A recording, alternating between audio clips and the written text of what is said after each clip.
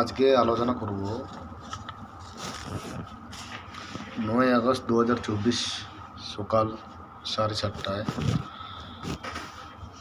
একটা মেয়ের লাশ পাওয়া যায় কলকাতা আর.জি. কর হাসপাতালে সেমিনার হলে।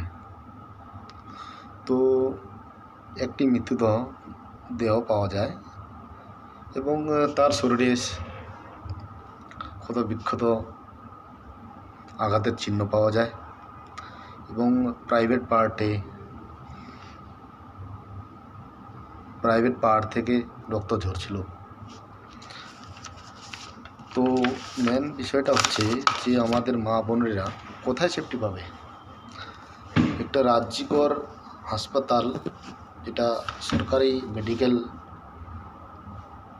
হাসপাতাল, সেখানে বড় বড় ডাক্তাররা রয়েছে এবং সেখানে ট্রেনিং হয়, সেখান থেকে ডাক্তার হয়। সেই রকম জায়গায় একটা এরকম ঘটনা ভাবতে অবাক লাগছে।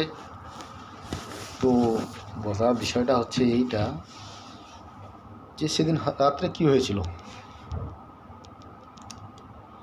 কেউ নিউজে পাবলিশ হয়েছে। তো সঞ্জয় নামে একটা ছেলে, যে কিনা এখন মেন ধৃত আসামি, পুলিশ হেফাজতে রয়েছে। সেটা সিবিআই তদন্ত চলছে এখন বলার অপেক্ষা রাখে যে সঞ্জয় একার মধ্যে সেটা সম্ভব নাকি এর মধ্যে আরও অনেকজন জড়িত আছে।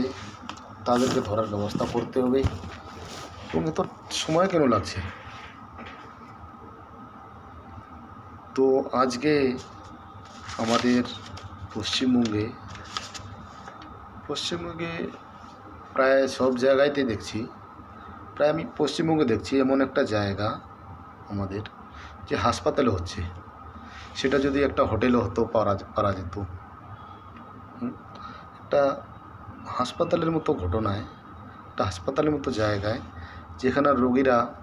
যেখানে সাধারণ মানুষ চিকিৎসা করতে যায়, সেখানে সেই রকম জায়গায় একটা রেপ হচ্ছে। তো আজ আমরা কোন সমাজে বাস করছি? তো এইরকম একটা সিচুয়েশনে আছি আমরা। আমাদের মা বোনেরা অনেক সমস্যা আছে।